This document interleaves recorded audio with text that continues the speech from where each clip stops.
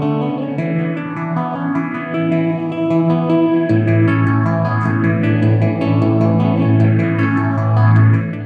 everybody, and welcome to the Pedal Zone at 42 Gear Street in freaking Germany. And when you're in Germany, you bump into people you know from the internet, which is weird. It's funny how that works. Like, of all places, the internet manages to make the world a really small place. Because a friend of mine introduced me to this fine man who's sitting right next to me, Mr. Sammy Boller, Thanks for having me on who is your a channel. phenomenal guitarist.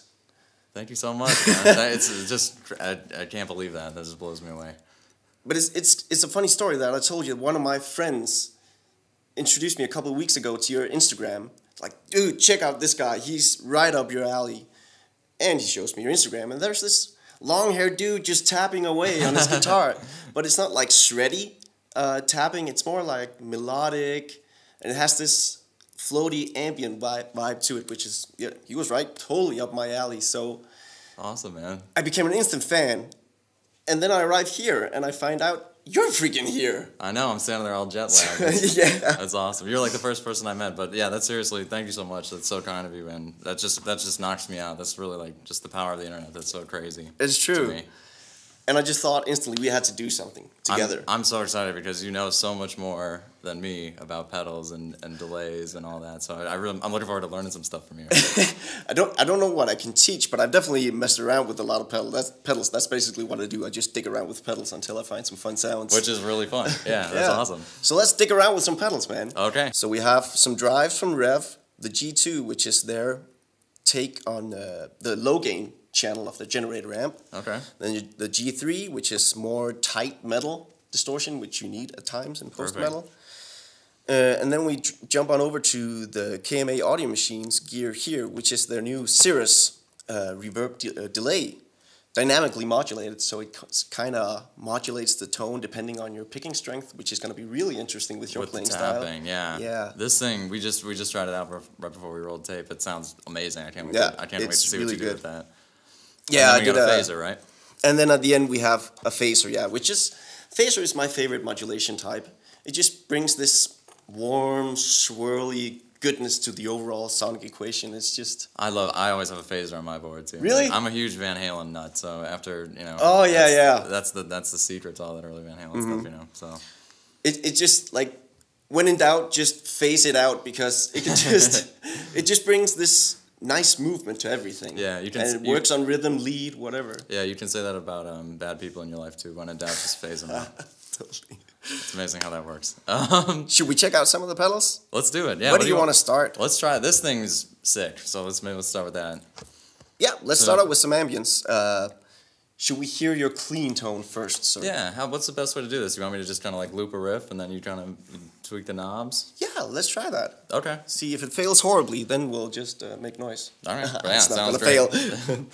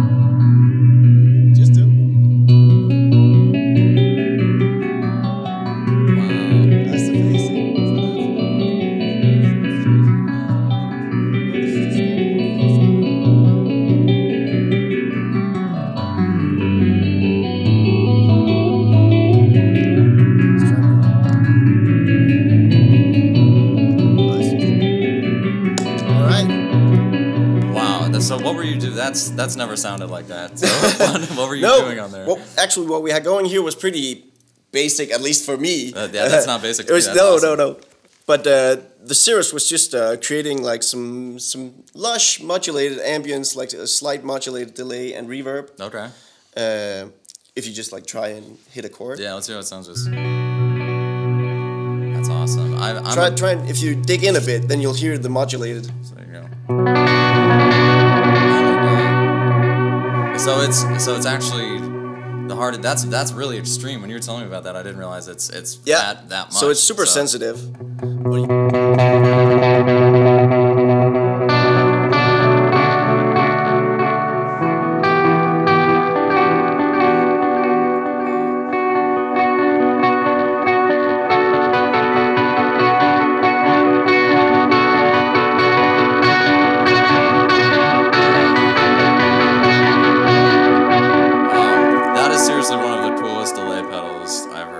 Right? Yeah, that's pretty just cool. that alone. Like I've heard of some plugins like in Pro Tools and stuff where the harder you pick or the harder you attack, the more that the effect comes in, you know? But I've never heard of that in a pedal. Do a lot of pedals do that or no? It's becoming more and more common, but more for KMA, it's sort of becoming their pseudo trademark at the moment. Yeah, like, and he's a super cool guy too. Ah, yeah, Enrico is the best. Yeah, he's bringing out some really cool stuff. But yeah, he's had a couple of pedals before this that had like envelope triggered modulation, or could speed up stuff and slow down stuff, and now it's like it's making the modulation on the delay trails and modulation trails even deeper here when you really dig in. That's pretty extreme, and if you can feel it when you're playing, yeah, that's really cool. It also has this octave mode, which I think that might be more interesting for like some like open chord stuff. All right, yeah, let's maybe try also some tapping. Let's try that. You want to try with tapping, or yeah, let's see so.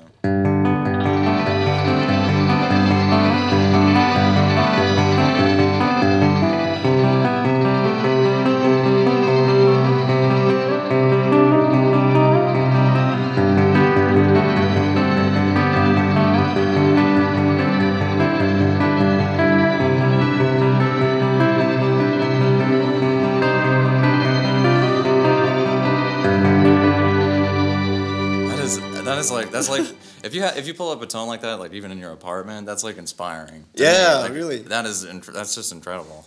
And it can maybe get like a bit overbearing if you have too much of that in the mix. But when you dial it back and it sits right there in the background and just pokes its head out from time to time, it's really nice. It's super cool, and especially if you're playing by yourself trying to create like a soundscape. I mean, that's like as good as it gets, man. Yeah, that's super cool.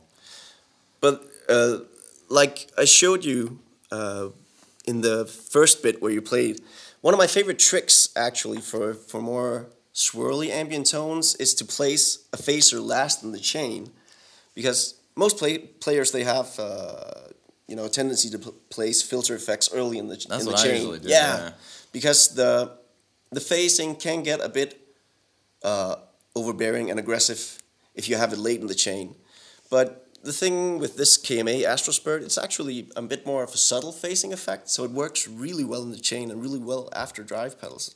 That's awesome. That's a really cool phaser. You want to work with that for a second? Yeah, let's try that. Let's see how it sounds. I'll just take that off. Yeah, let's just hear it. So this would be with nothing, just drive. Yeah.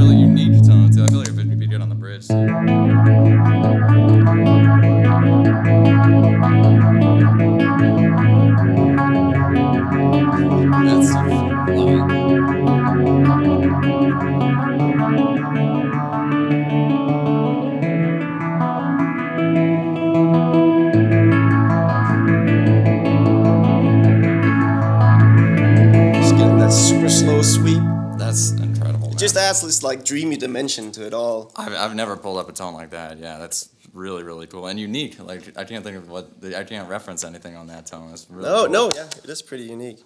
So which driver are you using? You're using the REVV. The REVV G2, it's this, it's a bit more like milder edge of breakup tone. Oh, that's pretty cool just by itself even.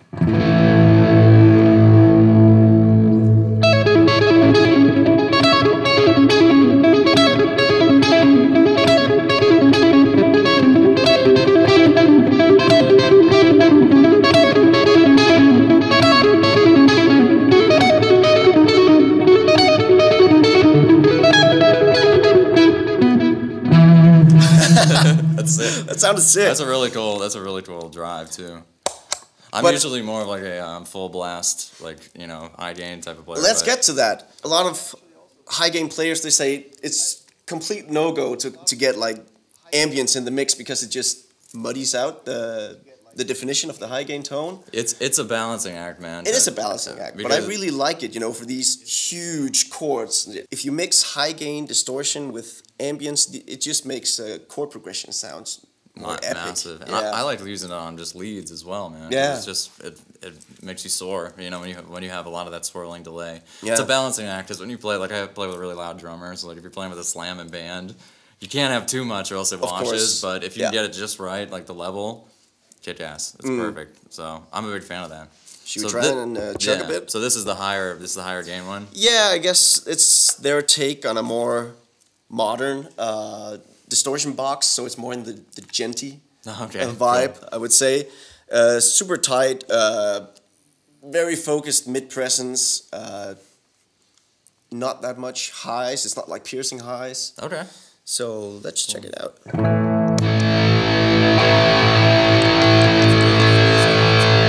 No phaser.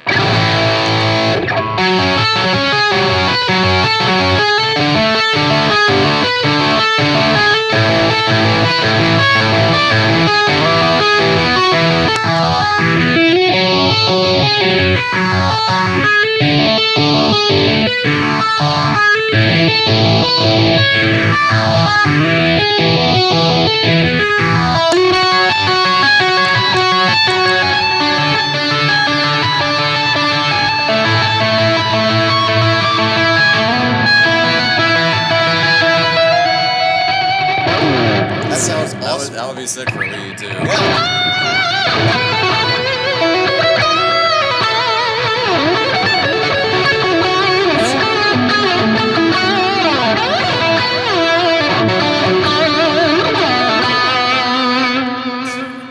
That's killer. I give up. That was mental. Oh, thanks, man. Try more like chuggy stuff.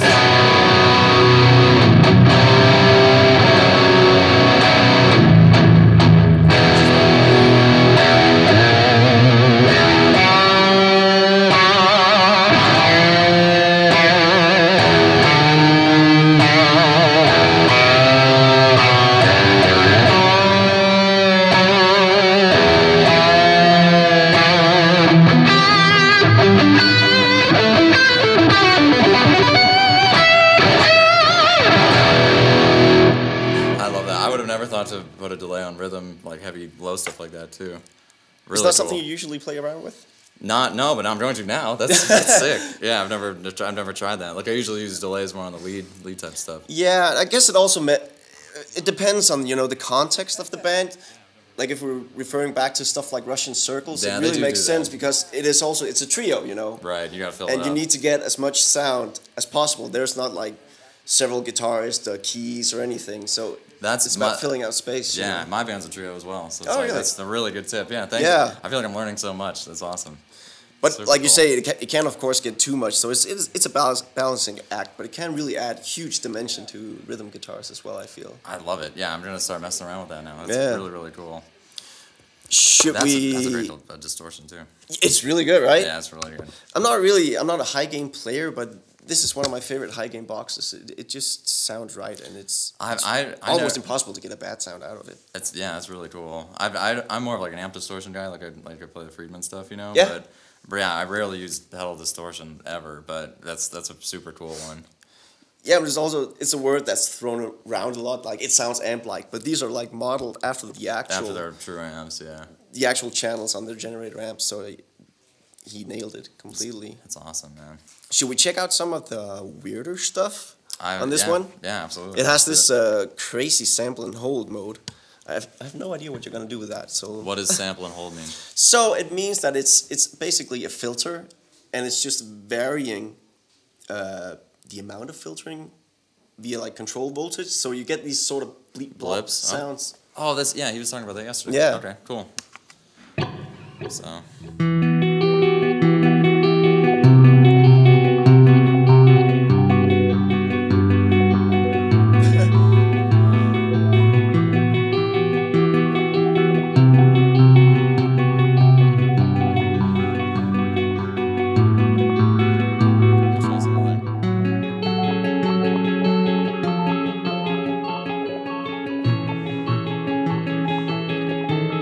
Is that it's not set to like a click, right? No. Or is there a tap tempo on this? There's a tap tempo. I'm trying to think.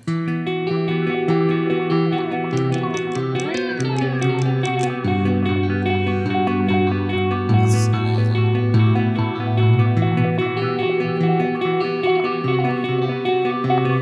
If you try like more open chords with this, because it can create like lists. It's almost like you have a sequencer running in the background. That's what it reminds me of. More like open chords, so you get this these sequence like repeats. That's awesome.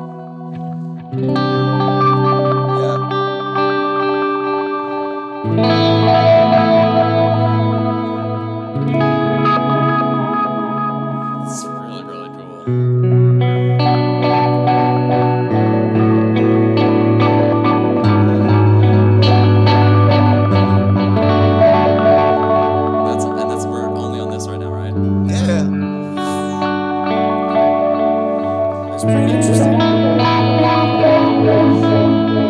I don't know, like for me personally, I'm like a synth player, stuck inside a guitar player's body. I don't know why I picked up guitar, because I really dig those synthy sounds. So for the more synthy stuff, this actually also has filtered reverb, which is pretty unique. I've never tried that before. So it has like an opening low pass filter, which is very common on synths. We can try and mess around with that. Okay, so synthy. You get these very synthy swell-like actions in the background of the reverb. Okay, so.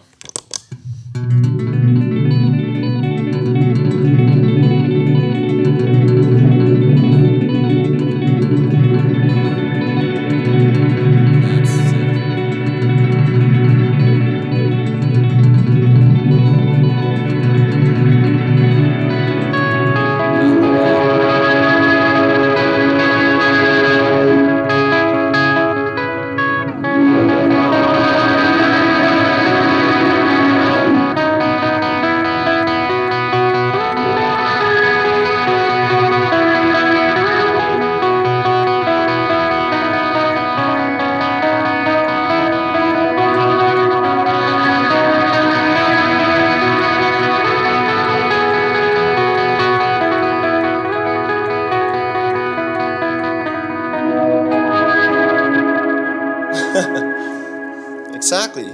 We're in the stratosphere. That's it. You only need one pedal, apparently. It definitely opens up some new dimensions. That's wild. That seriously just blows my mind, man. That's a pedal like top of the list. Gotta get it. I mean, that's really blown away by that. I like it because I'm not a big fan of pedals where you have to go scrolling through pages, you know? Anything because when you're on stage, like, there's not enough time, you know? It's like, if anything's off, it's like I don't have to dig around. So this seems like really laid out, simply. I totally get what you mean, you know? You just have 3 simple modes you can toggle through on each. And yeah, the control set is just super simple. It's fairly basic, you know? You have reverb, mix, decay, and the same thing goes for the delay, mix, time. And then it's all, you know, the magic is in the whole sensitivity toggles, like that is how expressive they get depending on your pick attack. Yeah, and I'm sure it changes too when you're driving it in front, you know what I mean? The reaction changes, so. Exactly. Man, knocked out. Thank you so much for introducing me to these, man. I'm seriously, thank you so much for stepping in and playing.